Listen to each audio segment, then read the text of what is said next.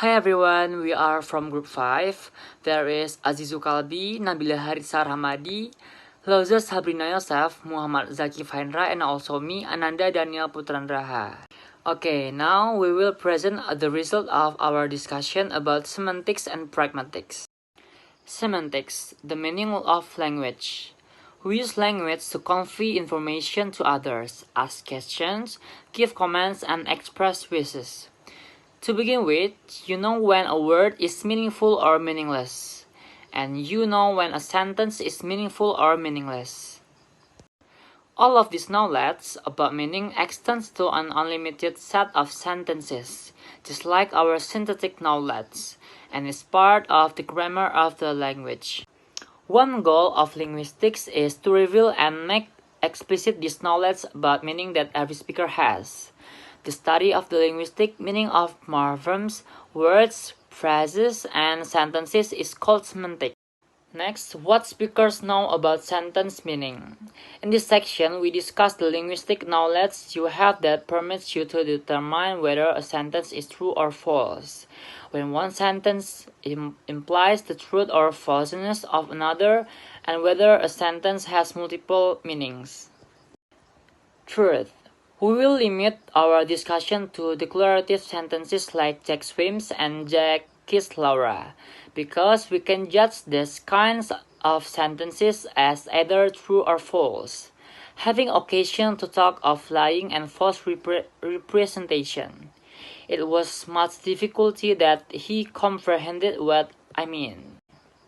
You don't need to actually know whether a sentence is true or false to know its meaning. Knowing the meaning tells you how to determine the truth value.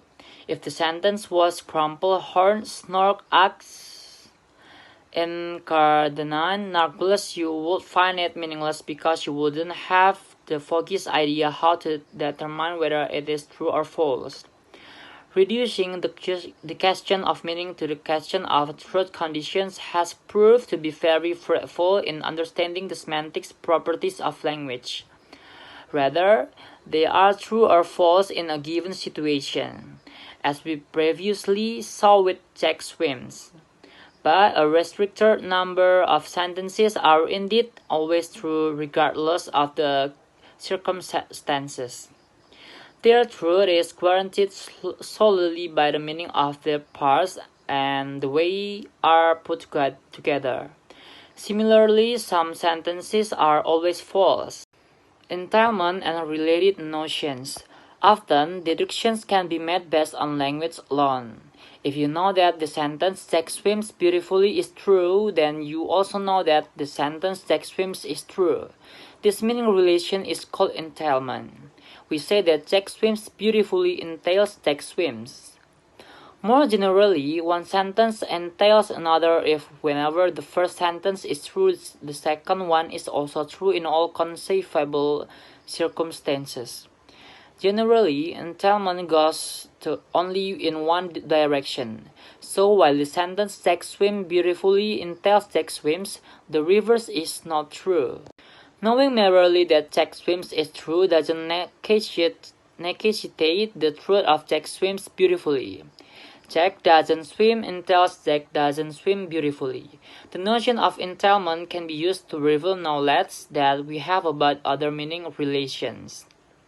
For example, omitting tautologies and contradictions to sentences are synonymous if they are both true or both false with respect to the same situations, although entailment says nothing specifically about false sentences. It's clear that if sentence A entails sentence B, then whenever B is false, A must be false. And if B also entails A, then whenever A is false, B would have to be false. Like synonymy, contradiction can be reduced to a special case of entailment. The sentences are contradictory if one entails the negation of the other.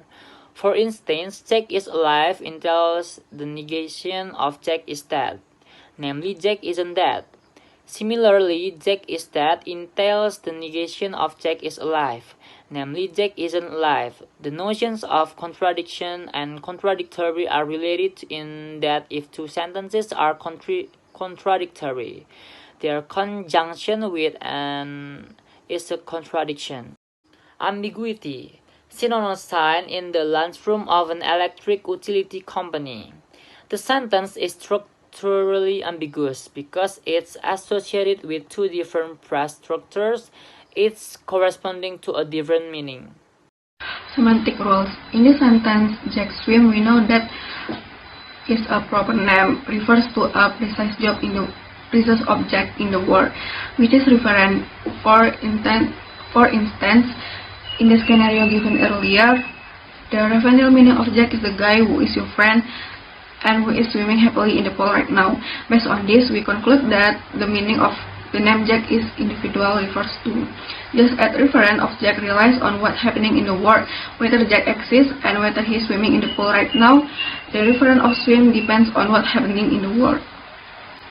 Based in part on early philosophical work concluded by Gottlob Frege and Bertrand Russell, semantics think that the best way to define predicate is in terms of the individual that those predicates successfully describe.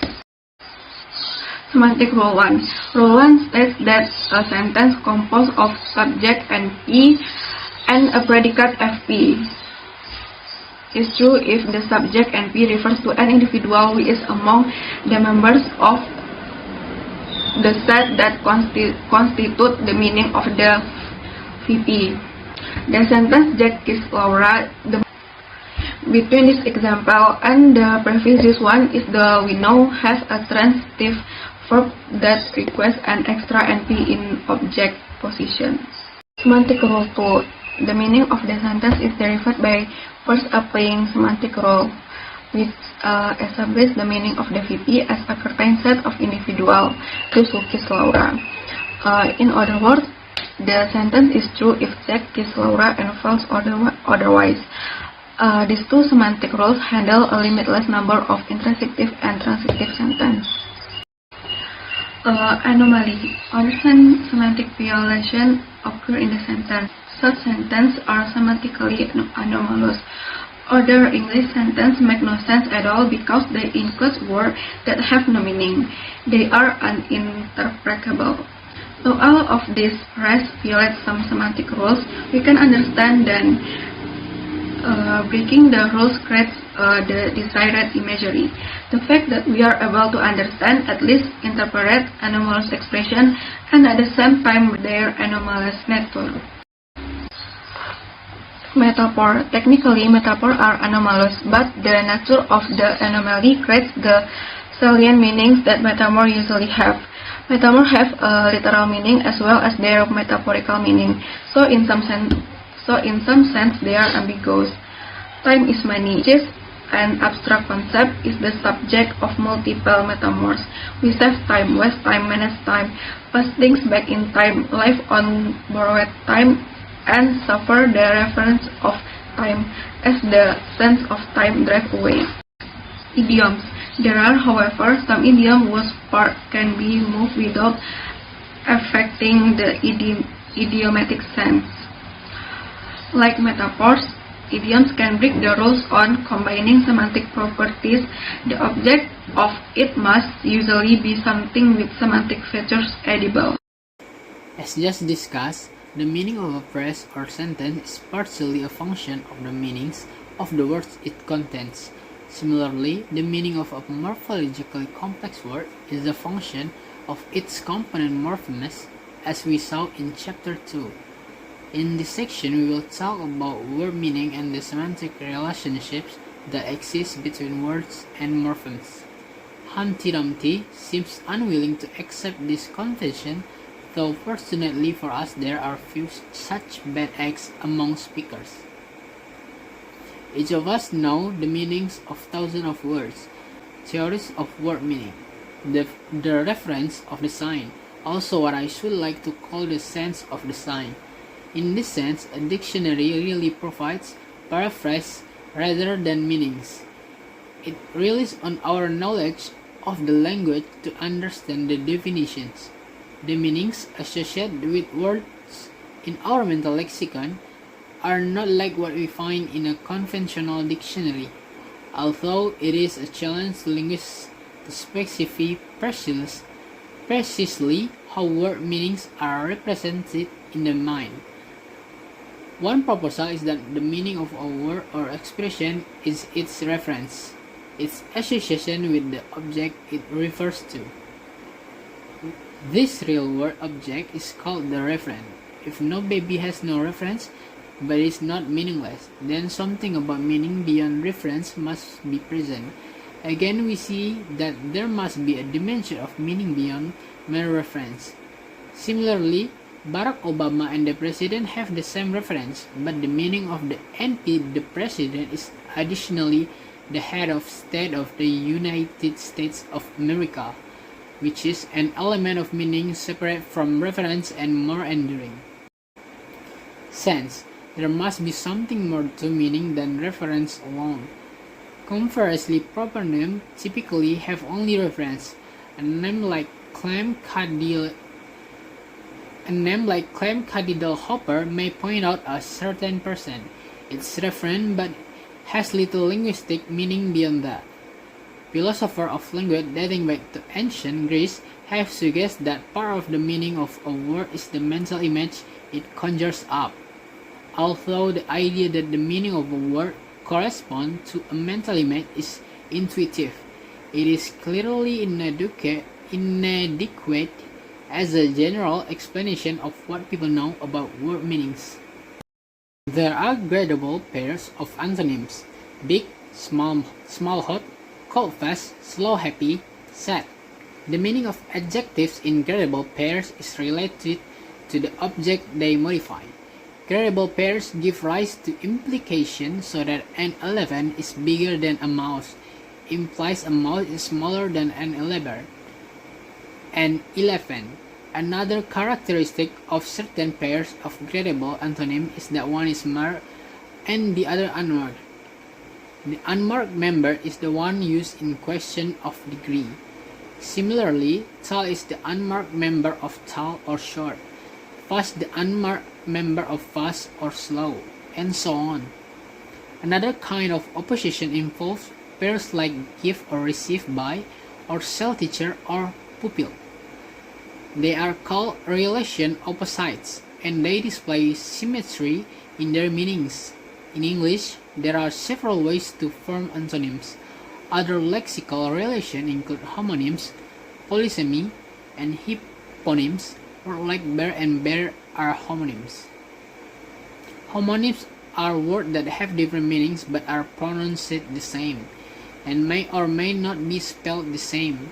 Near-nonsense sentences like antinoes, new is a Greek letter, tease us with homonyms. Homonyms easily lead to ambiguity, as the confused canine in the cartoon confirms. When a word has multiple meanings that are related to conceptually or historically, it is said to be polysemous. Speakers of English know that the words red, white, and blue are color words. Similarly, lion, tiger, leopard, and lynx are all felines. Semantic features. Evidence for semantic features. Semantic properties are not directly observable. Their existence must be inferred from linguistic evidence. One source of such evidence is the speech errors or slip of the tongue that we all produce.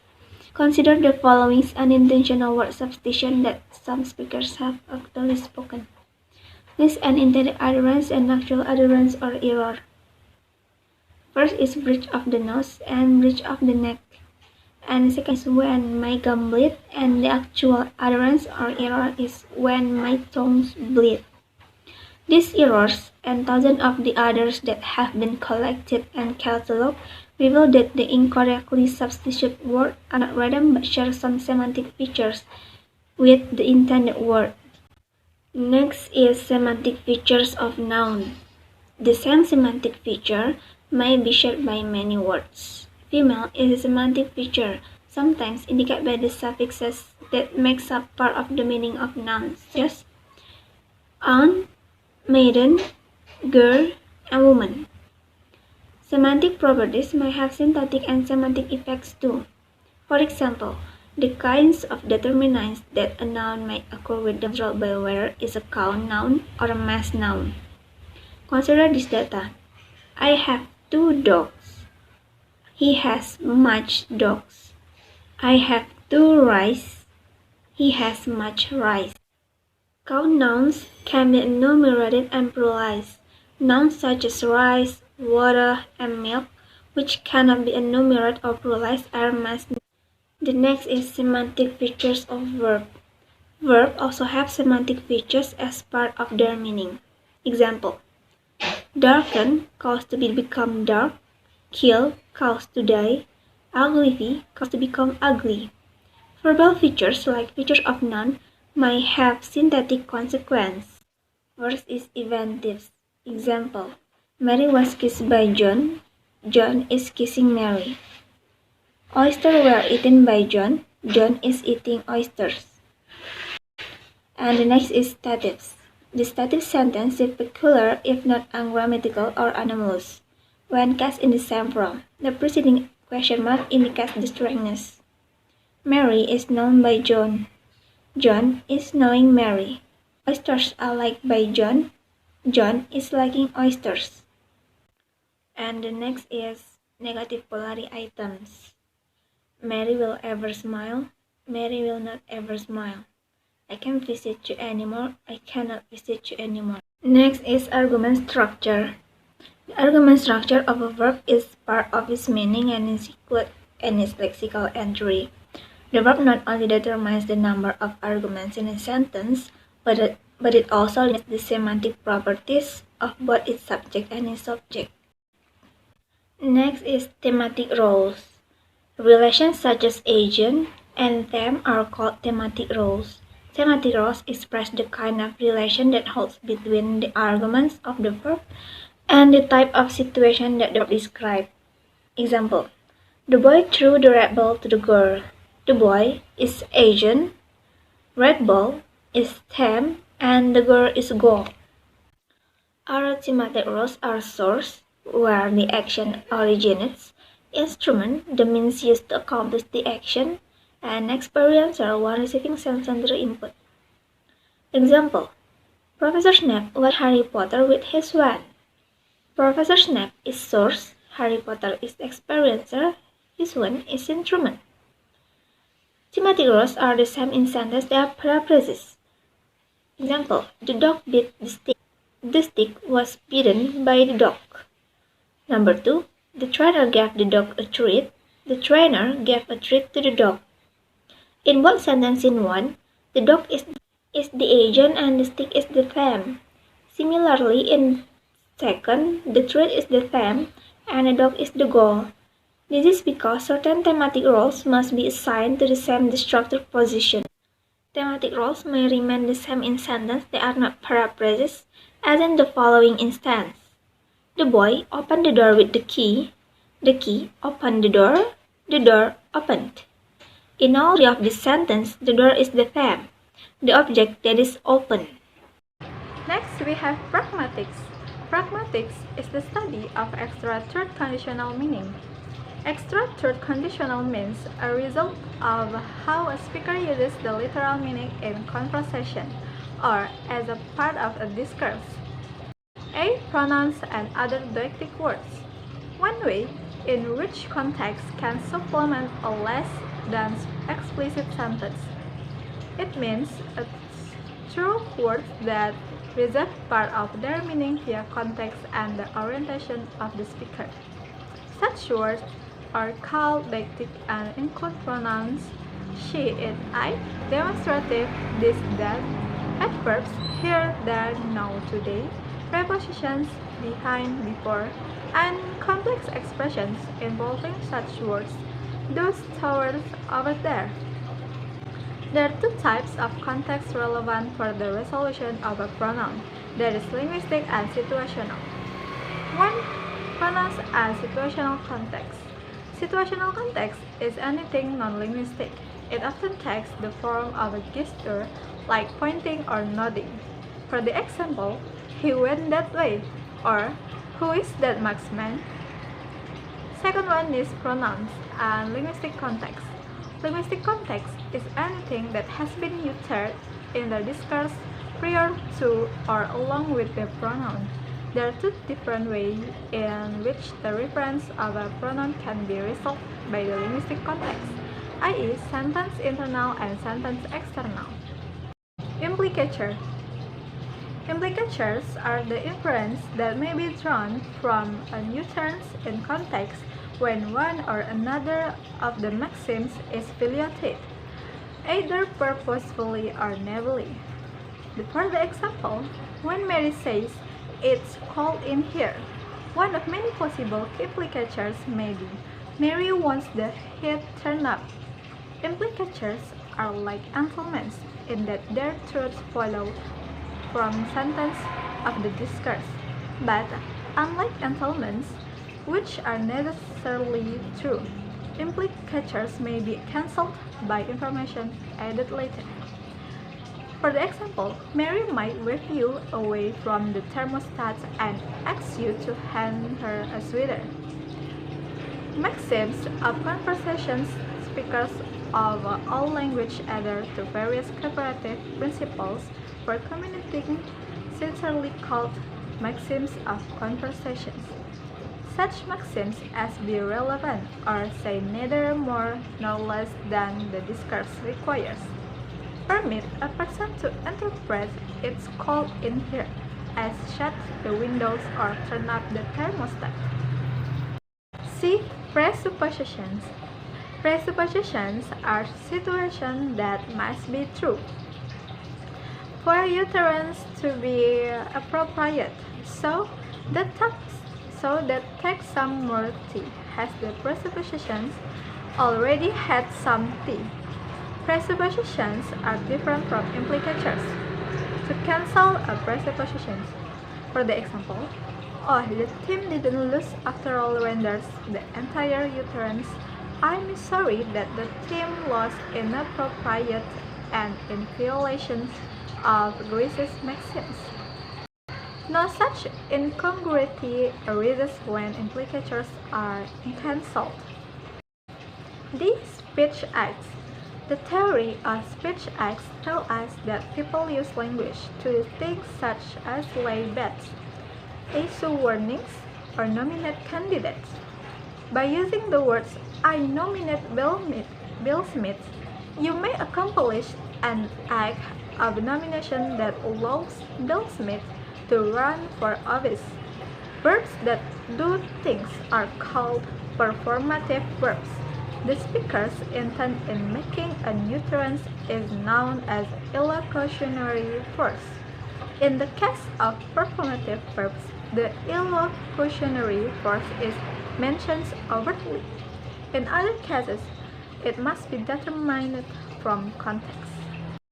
Okay, that is the result of our discussion about semantics and pragmatics. Thank you for watching.